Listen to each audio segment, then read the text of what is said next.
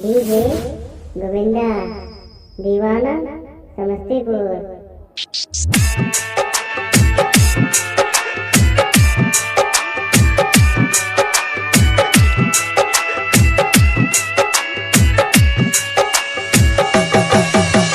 DJ Sonu Kushwaha Dhekaha बाजार मोतिहारी।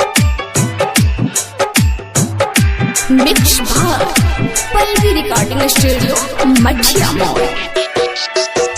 दिल ना लगई है यारवा दुखावा बहुते होई अखिया बहुते रोई रे। दिल ना लगई है यारवा दुखावा बहुते होई अखिया बहुते रोई रे। तो दिलवा जब जब ओकरा के जोही अखिया तब रोई रे।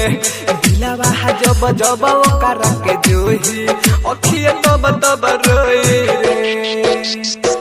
दिल ना लगई है यारवा दुखावा बहुते होई अखिया बहुते रोई रे।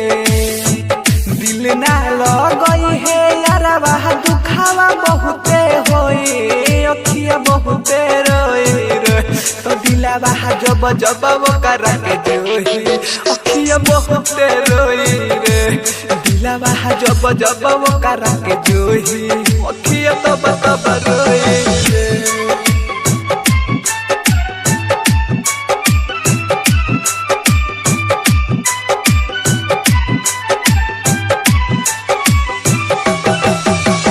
डीजे सोनू कुशवाहा ढेकहा बाजार मोतिहारी। डीजे सोनू कुशवाहा ढेकहा बाजार मोतिहारी। तनिको न सोची है सो कहल तोरा बाती के बनल छोड़ा दी है सो साथी संगाती के। तनिको न सोची है सो कहल तोरा बाती के बनल छोड़ा दी है सो साथी संगाती के। कवनो भरोसा नइखे प्यार में कब का होई अखिया बहुते रोई रे। कवनो भरोसा नइखे प्यार में कब का होई अखिया बहुते रोई रे। तो दिलवा जब जब ओकरा के जोही अखिया बहुते रोई रे।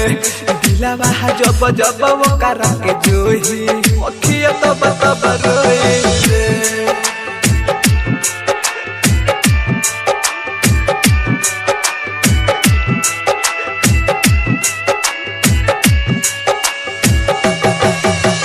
डीजे सोनू कुशवाहा ढेकहा बाजार मोतिहारी।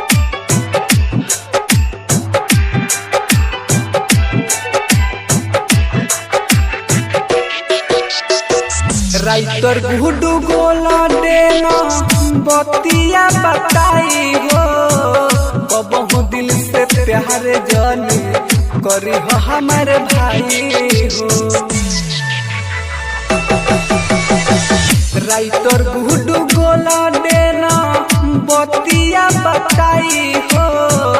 कबहू दिल से प्यार जाने करी हो हमारे भाई हो।